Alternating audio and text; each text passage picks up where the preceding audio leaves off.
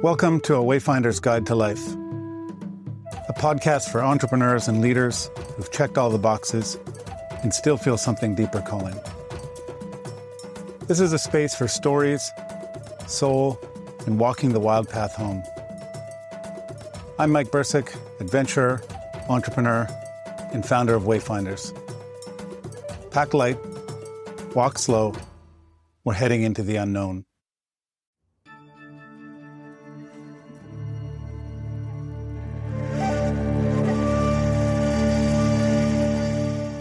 There comes a moment on every soul journey when the world no longer offers the clarity it once did. The map has burned, the compass is spinning, and the stories you told yourself about who you are and what you value lie in ashes at your feet. This is the descent. Not the ache of knowing something needs to change, not the resistance to that knowing, but the cold, quiet wilderness that follows after the change has already come. This is where you find yourself not at the edge, but somewhere in the middle of the forest, and the path behind you has vanished. This episode sits at the heart of Season 1, where we look at midlife through the lens of the hero's journey. If you're just tuning in now, I invite you to start at the beginning. In Episode 1, we explored the call, that inner ache that emerges when the first mountain of success no longer sings to you. Episode 2 walked us through the resistance, the ways we numb, delay, and rationalize away our soul's deeper longing. And in Episode 3, The Threshold, we stepped across the line, said yes to change, and began walking into the unknown. Now, here in Episode 4, we find ourselves past the point of no return. We've said yes, we've let go, and now we have to learn how to navigate the wild terrain of what comes after.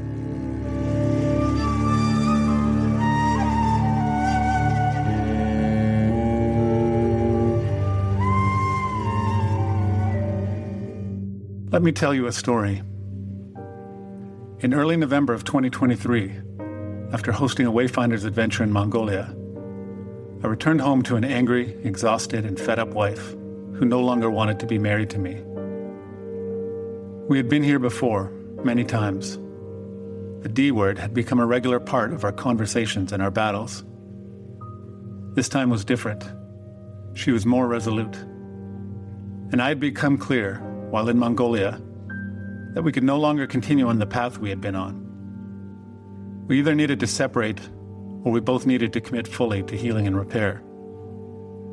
As that line in the sand was drawn yet again, it became apparent that neither of us had the will or the energy to choose the latter road, that of healing and repair. We had made our choice. I had crossed my threshold. The die was cast, and a new journey began. This was the descent into the deep unknown of post-divorce life, into anger, sorrow, grief, and confusion. There were the logistical questions. Where would we live? How would we share the parenting of our children? Who gets the vehicle, the dog? The questions were many and they had to be dealt with. But there was a parallel track of questioning. Bigger questions. Who am I now? Who am I becoming? Who are my friends? What do I value? Divorce is an especially ripe descent because it involves a seismic shift in one's identity and a reorientation of one's internal and external maps.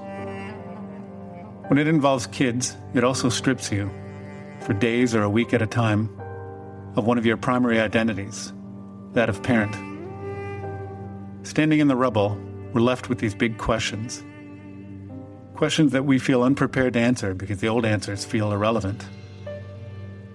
For my entrepreneur friends, another seismic shift is the loss of their company, either through sale or bankruptcy. I know few founders who have not hitched the wagons of their identity and validation to their company. A multi-million-dollar exit, while sexy to the outside world, can be as significant an upheaval of one's world as a divorce. Money, even gobs of it, is a poor replacement for identity and self-worth, even if they are misplaced in one's company. The descent is terrifying, Not because it's loud, but because it's quiet. No applause, no guidance, no clear destination. Just you and the rubble. And the question, who are you now?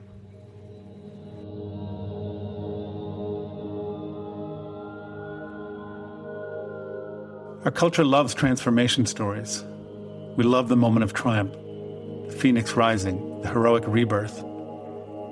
But what happens in between? What about the messy, unglamorous, tender middle, the dark night, the sacred unravelling? That's the part no one warns you about. The part that feels like failure, but is actually the soil of becoming. There's a quote from Thomas Moore that represents this stage well. The dark night of the soul is not a failure. It is the beginning. And this, by Michael Meade. Crisis is what happens when the soul can no longer carry the lie. These words have anchored me in seasons where everything familiar fell apart and nothing new had yet emerged. They continue to provide me solace when things get tough. They are a reminder that my heartaches, my sufferings, my breakdowns are the beginnings of a chrysalis, a doorway to a new version of me.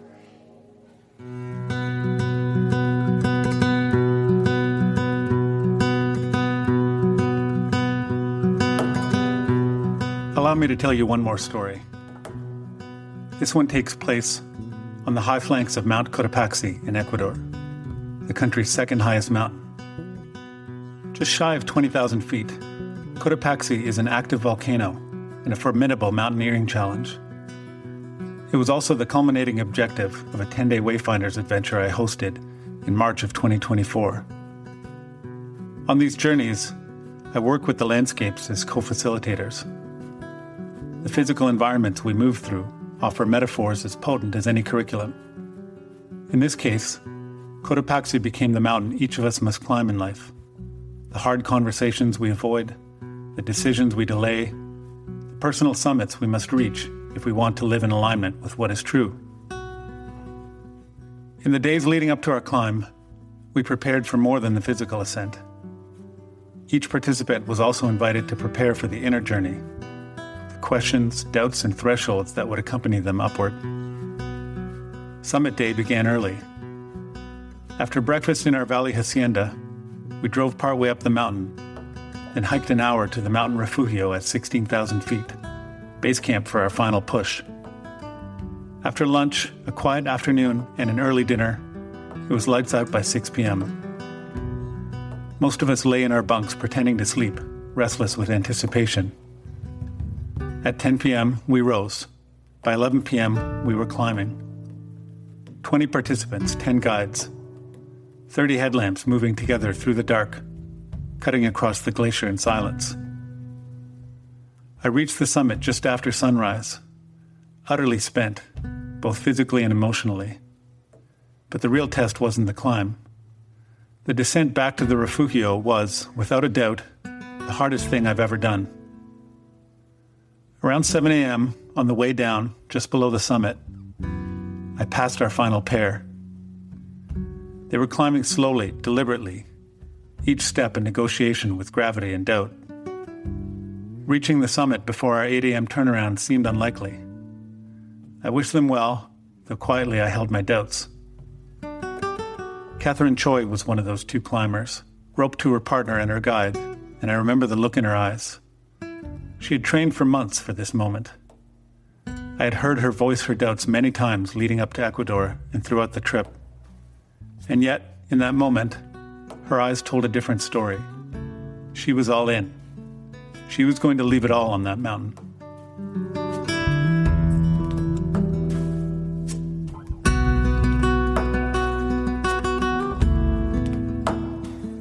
Later, back at our hacienda, I found out she had made it to the summit, with just minutes to spare before the cutoff. In that moment, standing on the summit of Cotopaxi became the starting point for even greater transformations. In the weeks and months that followed, she made two brave choices: to leave a marriage that no longer served her or her husband, and to hit reset on a business that had drifted from its original soul. She chose to return it to its roots. For her, the mountain was the threshold, a moment of fierce clarity, a decision point. She said no to a life that felt misaligned, and yes to one that was truer and scarier. The mountain had taught her that she was capable of hard things. More hard decisions have followed since that initial clarity, layers upon layers of realignment to something that feels deeper and more true. Cotopaxi was just the beginning. The ascent of the mountain was the prelude. The real journey was the descent.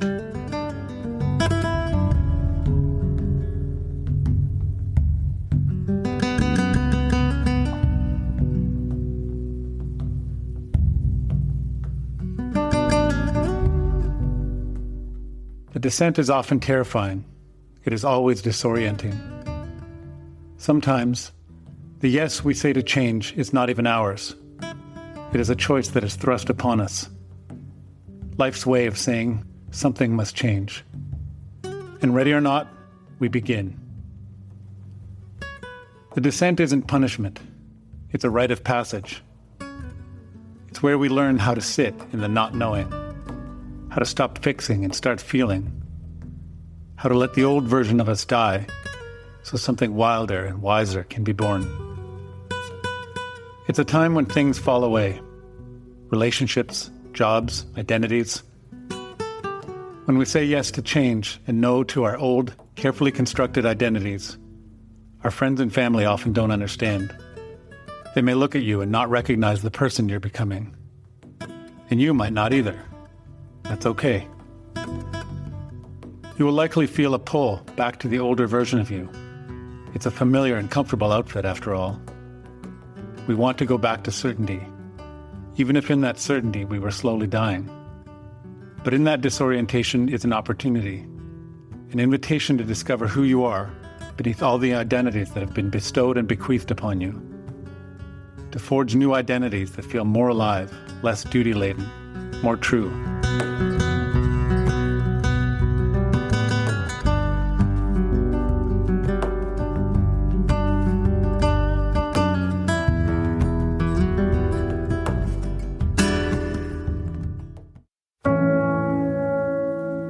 So what helps in this time, during the descent?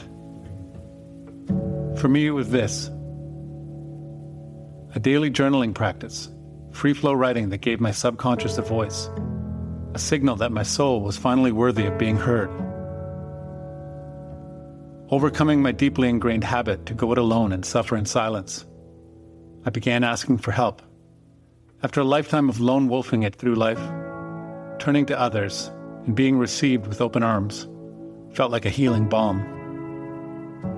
Opening up and being more vulnerable about what I was going through. That vulnerability became a bridge. It created space for others to open up as well. Following breadcrumbs, I started doing jiu-jitsu again. I danced barefoot on the beach at ecstatic dance parties. These weren't the things a responsible 52-year-old man was supposed to do, but they brought me joy, and joy was the compass. Most importantly, I trusted that my suffering had meaning, that this process, as uncomfortable as it was leading me somewhere better, somewhere truer. That trust eased the pain in ways nothing else could. As Elena Brower says in her beautiful spoken word collaboration with Above and Beyond, every hardship is here to teach us how to dance with this life.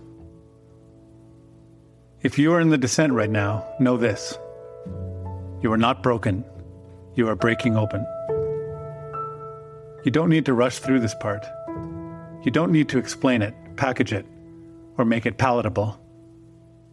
Let it fall apart. That's how the light gets in. Here are a few reflections to sit with if you are in the descent. Spend some time with them in your journal in the quiet morning hours. What in your life is breaking or dissolving? What are you grieving that no one sees? What's trying to be born through the wreckage? These prompts will be linked in the show notes. And if you feel brave, allow yourself 15 quiet minutes today. No fixing, no input, just stillness. Allow yourself to feel whatever is asking to be felt. Whatever it is that you're trying to outwork, out-hustle, distract yourself from. Allow yourself to feel it fully. Let the feelings move through your body. Listen to them. They are also a compass. Sit with what is. Breathe deeply. All you're required to do is pay attention to your body and what arises and what is asking for your loving attention. This is the path back to wholeness. In next week's episode, The Guides, I'll talk about how we can call in the people and resources that will accompany us on our journey out of the wilderness. Let's keep walking, slowly, together. I'll see you next week.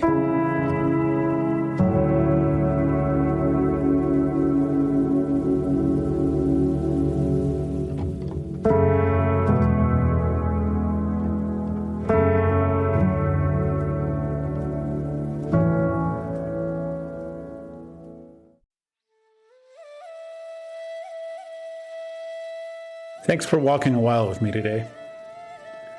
If this conversation stirred something in you, I'd be honored if you take a moment to leave a review in your podcast platform. Reviews are how this podcast finds its way to others who might be standing at the same threshold, wondering if there's more waiting for them too. And they're a great way to make a deposit into your karmic bank account. If and when you're ready to go deeper, here are 3 ways. You can join one of my upcoming adventures with Wayfinders, where I gather entrepreneurs and leaders in midlife in some of the wildest and most beautiful places around the world to reconnect with self, with soul, and with each other. This coming October, I'm heading back to the wilds of Mongolia. In March of 2026, we'll explore the deserts of the Sinai Peninsula with the Bedouins, and in October of 2026, I'm going back to the magical Himalayan kingdom of Bhutan. You can learn more at way-finders.com. If you're a fan of the written word, you can also subscribe to my Substack newsletter for weekly stories, reflections, and invitations into the quiet, meaningful corners of life. Finally, if you'd like to connect live with other soulful entrepreneurs, join our next online Soul Talks, a monthly conversation space for people walking this road with heart. You'll find all of these linked in the show notes. Until next time, may you walk gently, listen deeply, and trust the wild places within.